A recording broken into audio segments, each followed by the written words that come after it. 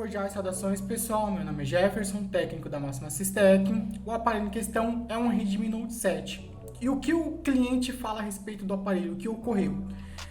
Ele fala que ele consegue notar, né, que o celular ele responde ao touchscreen e que ele recebe notificações, né? A gente perguntou outras coisas, só para ele passou por água, essas coisas, né? Ele não passou. O cliente só tinha costume de usar o aparelho no banho, né? Mas a gente abriu o aparelho e não observou nenhuma relação nesse problema com oxidação. E no aparelho também não tinha oxidação, certo? Então a gente vai partir para análise do aparelho e ver como que ele tá, né? Antes mesmo de desmontar teoricamente, né? Mas o aparelho já está desmontado. Então vamos lá, né? Para a gente verificar essa falha, né? Primeiro a gente tem que saber a respeito da tecnologia da tela. No caso, a gente sabe que é uma tela de LCD. E a gente sabe também que essa tela de LCD, ela tem uma luz de fundo, que é uma luz chamada de backlight, né? No caso, é um aparelho Redmi Note 7. A gente sabe também que o Redmi Note 7 tem uma relativa frequência com esse tipo de falha. Então a gente vai juntando as coisas, né? Não tinha oxidação, a gente conhece o tipo de tecnologia da tela, a gente sabe que a tela responde ao touch.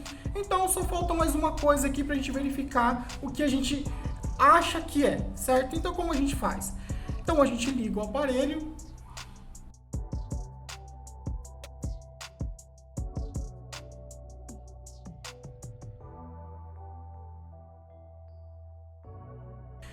Para poder fazer esse teste, a tela precisa estar bem limpa, certo? Então agora a gente liga o aparelho. Ele vibrou.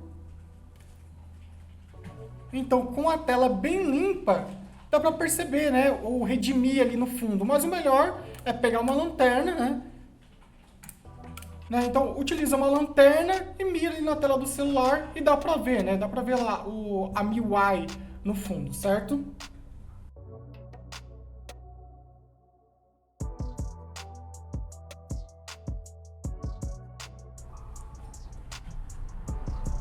Então dá pra ver a hora bem no fundo da tela, certo? Mas é muito difícil ver isso daqui sem a tela estar limpa, sem a utilização de uma lanterna, sem a inclinação adequada ali para verificar essa imagem no fundo.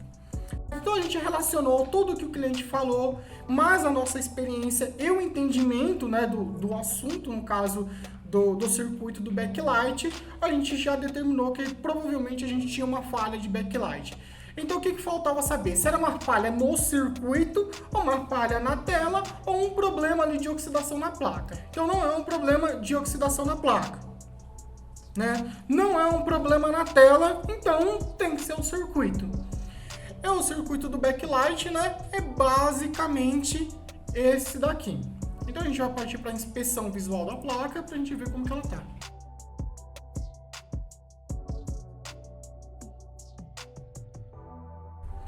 O circuito, né? Todos os circuitos no geral, circuito de backlight, circuito de imagem, flash, circuito de carga, o circuito do USB, todos esses circuitos têm uma topologia padrão, tá? E não vai ser diferente nesse caso, né? Então vamos lá. Aqui eu já sei quem são as partes que fazem parte do conversor, né? Então aqui a gente tem o PMIC. Aqui está o PMIC, aqui está a bobina, o diodo e o capacitor. Então, se a gente analisar bem, esse capacitor está com uma coloração diferente e a bobina também está com um aspecto diferente do padrão.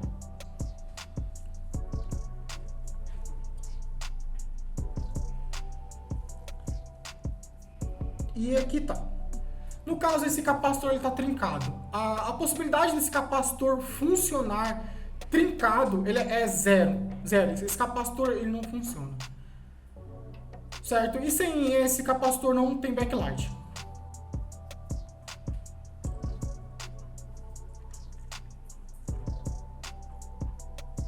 Então vamos lá. Esse capacitor ele não está em curto, certo? Eu consigo verificar aqui.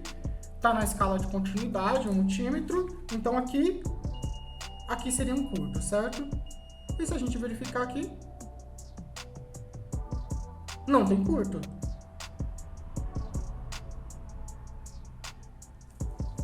né? Mas já é um capacitor que não funciona. A gente vai substituir esse circuito porque todas essas partes aqui, né, a maioria dessas partes do backlight, elas estão comprometidas. Então o que a gente faz? A gente substitui esse bloquinho do boost converter, que é esse daqui que a gente está apresentando, certo? Então a gente substitui esse bloco, né, que a resolução do problema aí é 100%. Então vamos lá, a respeito do funcionamento do circuito, né? Como eu disse, o circuito de backlight vai ser sempre muito próximo, praticamente igual de todos os celulares, né? Tem alguma diferença, né, de acordo com a proporção da tela, algumas coisas assim, mas a estrutura assim dele é quase tudo igual. Inclusive, esse tipo de aparelho dá para ser feito o reparo sem esquema elétrico em virtude disso, porque o circuito ele é muito conhecido, o circuito é simples, então é relativamente simples reparar um celular com falha no backlight de acordo com a topologia do circuito ali, certo? Esse vídeo aqui, ele explica muito bem como é que funciona, tá? Então, fica a dica aí para quem quiser entender exatamente como funciona. A topologia é essa daqui. E esse daqui são alguns esquemas elétricos, né, que eu deixei separado, já para mostrar que realmente a topologia é muito parecida desses celulares, né? Então eu vou abrir o esquema elétrico do Redmi Note 7.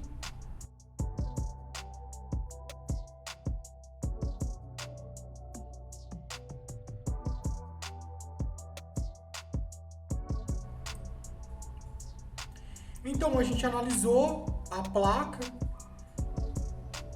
No caso, a gente verificou esse indutor, que é parte do circuito do backlight, né? Esse diodo e esse capacitor, certo? Então vamos lá. Então a gente pega a referência D901.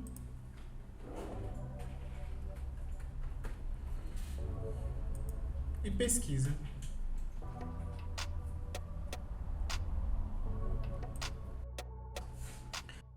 Então, esse daqui é o circuito do backlight, né? Então, ele entra a alimentação VPH,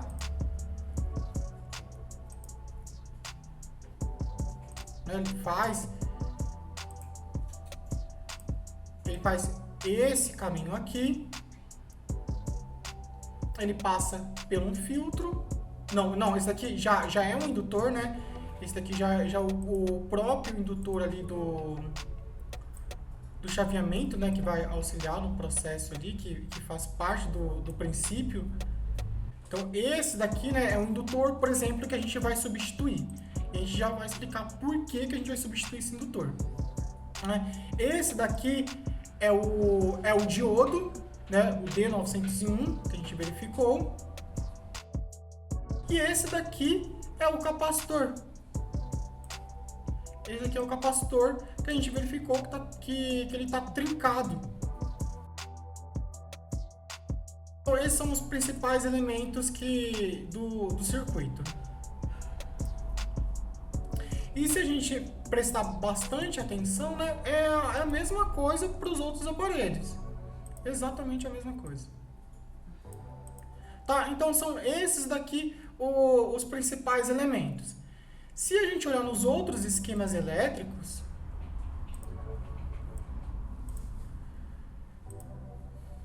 né? Então, por exemplo, esse daqui é um esquema elétrico do Moto G4. Então, é a mesma coisa, né? Então, aqui tem o B+, que no caso tem vários nomes, né? Mas costuma ser a linha VPH, certo? Então, ele vem com a linha VPH aqui, né? Essa daqui seria a fonte, né? Essa daqui seria a fonte. Depois da fonte, o que a gente tem? A gente tem um indutor, né? Então, a gente tem a fonte e tem um indutor. O que a gente tem depois do indutor? O switch, certo? Depois do indutor, o que a gente tem? O switch, né? O switch é essa parte aqui. Aqui essa chave aqui vai representar o switch. Depois do switch, o que tem? Tem o diodo. Depois do switch, o diodo. Depois do diodo, tem a carga. Então, depois do diodo, tem a carga. Quem é a carga? é o LED, né? No caso, é o anodo do display, certo? E no caso, um capacitor aqui de 4.7 microfarads. Então, por exemplo, esse daqui é do Moto G4, né? Então, vamos olhar no caso do Moto G5. O Moto G5, a mesma coisa. A diferença é que agora aqui tá como VPH. Então, aqui a gente tem VPH, né? Aí, do VPH, ele vai passar pelo indutor. Do indutor, ele faz o chaveamento. Do chaveamento, ele passa pro diodo. E do diodo, ele vai lá para alimentação. Mas sempre a gente tem ali, né, antes da alimentação, vai ter um capacitor aqui, que no caso é ele tem dois capacitores, né? Aqui é NC, né, Not Connected, e aqui tem um capacitor de 4.7 microfarads. Né? A gente tem que se atentar a essa tensão aqui, tá?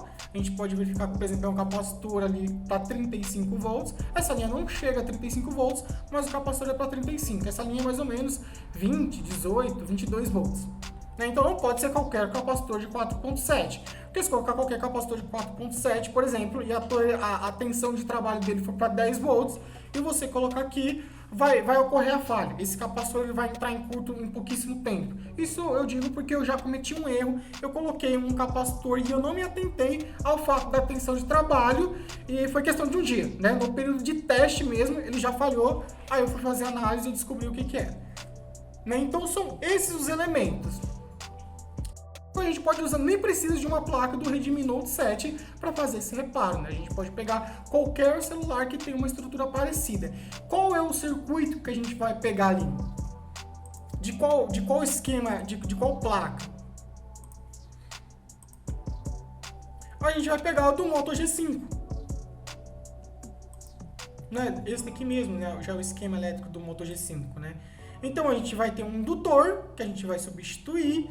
A gente vai ter o capacitor, que a gente vai o diodo, que a gente vai substituir, e o capacitor de 4.7 microfarads, né? A gente também vai substituir eles. E para deixar a situação mais evidente ainda, a gente vai olhar, no caso do setor de backlight de um iPhone 6. É o mesmo princípio. Né? Então aqui tem a alimentação. A alimentação do iPhone, no caso, é a PPVCC Main, que é a entrada ali, né? Então, a entrada, ela vem para o indutor, né? Então, a gente tem um indutor aqui. No caso, esse é um indutor de 15 microhenry, certo? Então, enfim, é 15 microhenry. Aqui, a gente vai ter o chaveamento. Do chaveamento, a gente tem o diodo. E do diodo, a gente vai ter a alimentação ali. A alimentação, no caso, ela tá para cá. Né? É essa linha aqui. No caso, algumas estruturas são um pouquinho diferentes, mas a gente vê que relativamente é tudo muito próximo. Aqui ele tem um OVP, né, que é um Over Voltage Protection, né, é uma proteção contra uma alta tensão, né, como, sei lá, passaria do limite, alguma coisa assim, você verifica e ele faz essa proteção. A gente tem os capacitores, a gente tem 3 capacitores em paralelo. Então, o capacitor em paralelo a gente soma a capacitância deles. Então, aqui seria 6.6 microfarads. E daqui ele vai lá pro anodo do display. Então, é só para deixar elucidado de como os circuitos, no geral, eles são muito parecidos, independente do celular. Talvez tenha uma variação ou outra, mas é muito parecido. E essa é uma das técnicas para realizar manutenção em celular que não tem esquema elétrico. É essa a estratégia. Quando você já conhece o circuito, então você trabalha naquele circuito conhecido e tenta ver o que está acontecendo ali. Então é isso, né? A gente explicou certinho como é que tá. Agora a gente vai ver como de fato o que está acontecendo nessa placa aqui, né? O que ocorreu e o motivo pelo qual a gente vai trocar todos esses elementos do circuito boost, né? Porque, por exemplo, a gente poderia substituir só o capacitor, certo? Mas a gente vai fazer análise e vai ver por que a gente não vai trocar só o capacitor. Aqui é o indutor, aqui é o diodo. E aqui é o capacitor.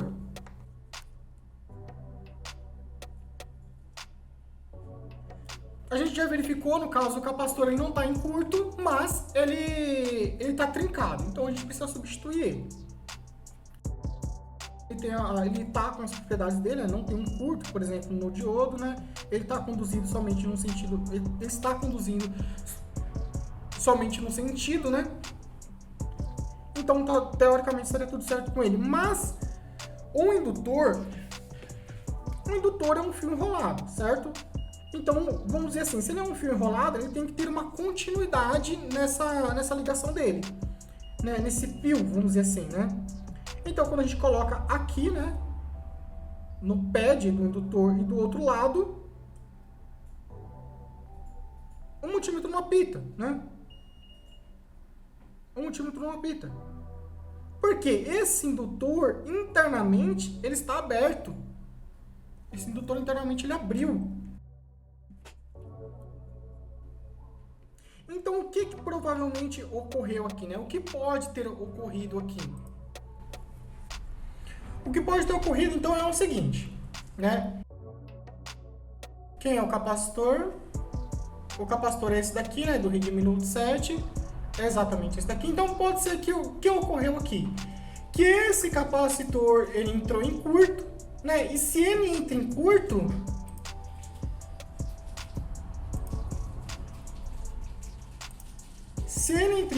né? Então, o sentido da corrente, ele vai ser VPH, né? Ele vai passar aqui, né, pelo indutor.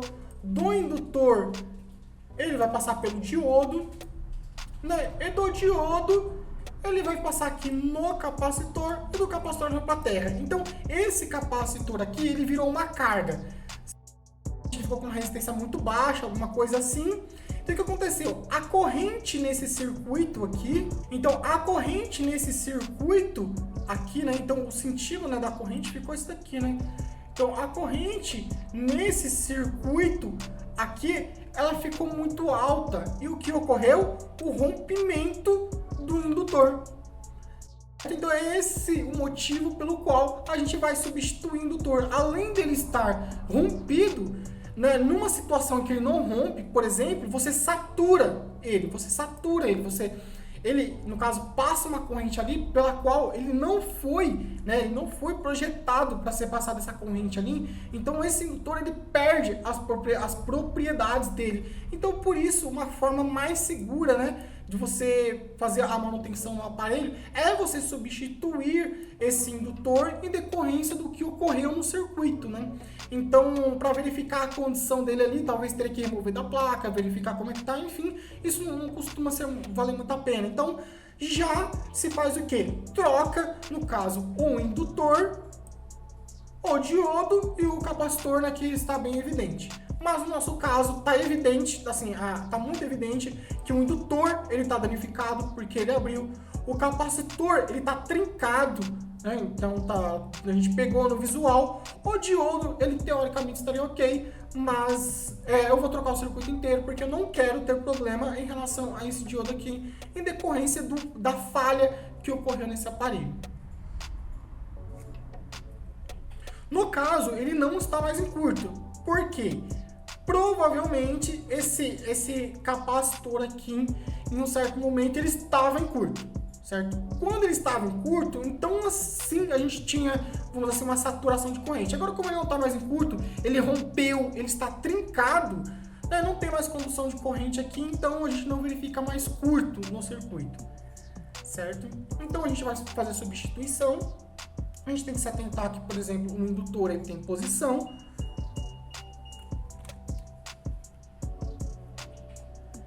E no caso, a gente vai verificar a posição desse indutor. Então, a gente pode ver, ó, que ele tem uma marcação e vamos ver se ela corresponde à placa doadora, né? Então, ele tem uma bolinha pintada aqui, certo? Uma bolinha pintada aqui. Essa bolinha, no caso, ela está para o lado do catodo do diodo. A gente verifica isso no multímetro.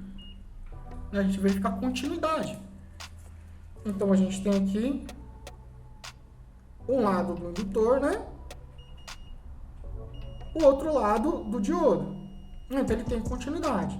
A nossa placa doadora é essa daqui.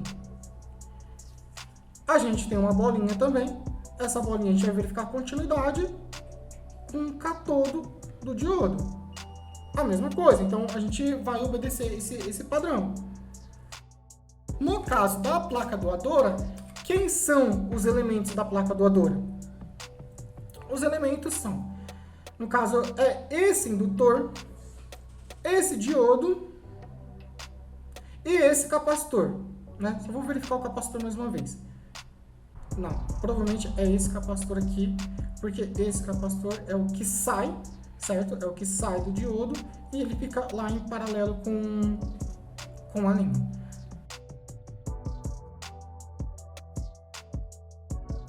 Então a gente vai comparar aqui o esquema. Então é o do Moto G5. Então no Moto G5 a gente verificou que o C, quem seriam os componentes, né, do backlight que a gente vai utilizar como padrão? É o C1310, é o D1303 e o L1301. Então a gente pega lá como referência o L1301.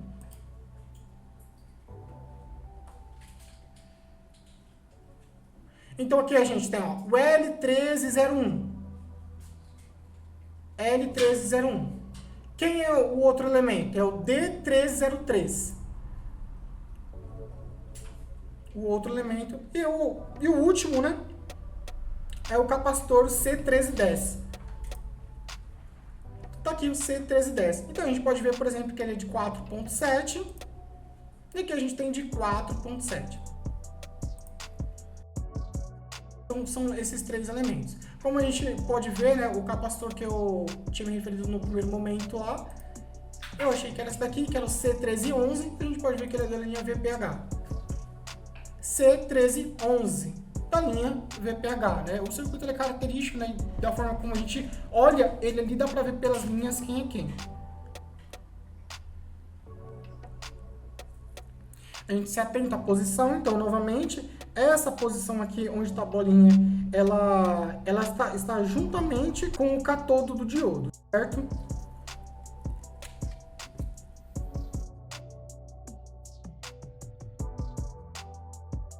Então é isso. Aqui, basicamente, o circuito funciona da seguinte forma, né? Então, entra a VPH desse lado. Do outro lado aqui, ele vai unir com esse diodo, certo? E o chaveamento vai estar desse lado aqui, né? Ele tem uma linha desse lado aqui. E quem faz esse chaveamento? Quem faz esse chaveamento aqui, no caso, é o próprio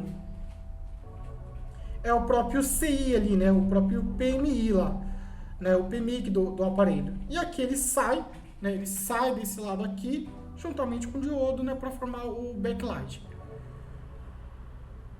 Deixar os elementos aqui. Isso daqui é um termopad. Deixa eu remover ele.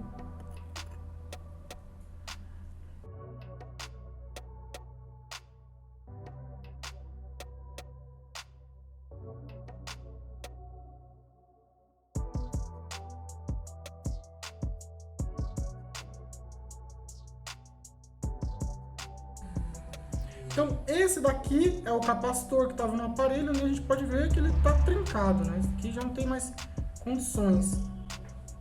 Carbonizado aqui embaixo.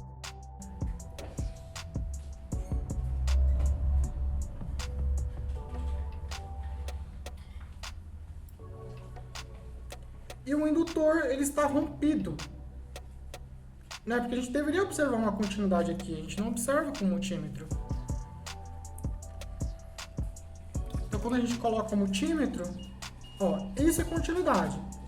Aqui não tem continuidade. Se a gente pegar um indutor que vai ser utilizado, o novo, certo? Funcional, a gente verifica a continuidade. Então ele tem continuidade.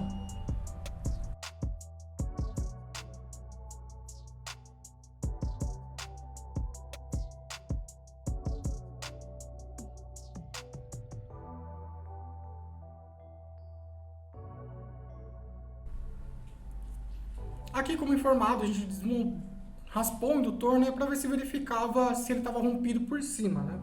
Mas seria complicado verificar isso, mas só por uma questão de curiosidade, né? Então a gente vê, né? Como eu informei, o indutor lá internamente, né? O indutor ele é um fio enrolado. Então tá aqui, ó. A gente tem um fiozinho enrolado aqui. A gente romper ele. Olha lá. Então a gente tem, ó, fiozinho enrolado. E se a gente vê, ó, a cor, a condição que ele se encontra, né?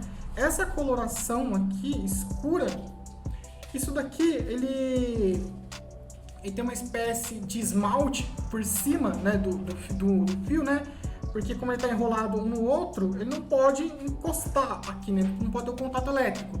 Então esse fio, ele é revestido com um certo esmalte, verniz, enfim, tem um recobrimento aqui. Certo? Então a gente pode ver que, por exemplo, esse recobrimento não está em boas condições, certo? Por quê? Pela corrente que passou aqui. Certo? Então a gente pode ver ó, que o indutor é um fio enrolado. Olha só os fios que a gente tirou de dentro daquele indutor. Esse daqui.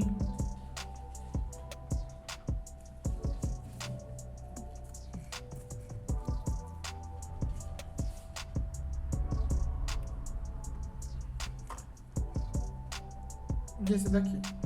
No caso aqui são dois, né?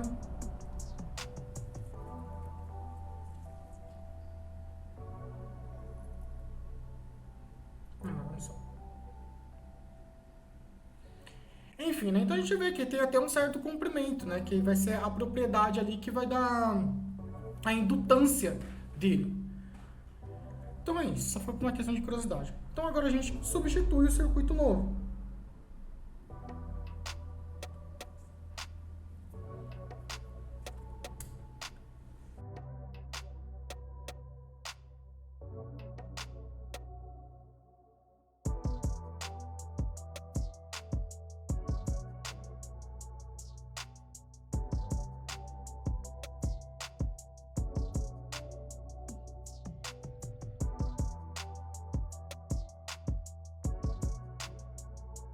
A gente fez a substituição do circuito, né? Eu fiz uma verificação aqui para ver o que eu ia encontrar.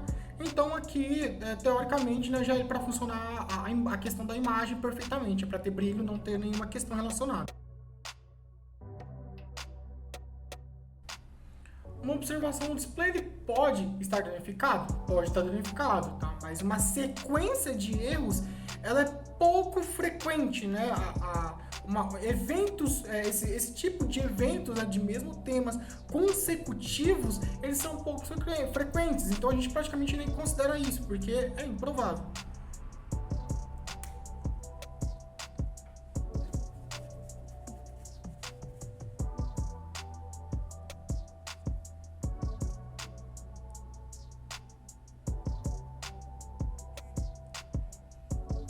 Agora o celular ele tem a luz de fundo que ele deveria ter.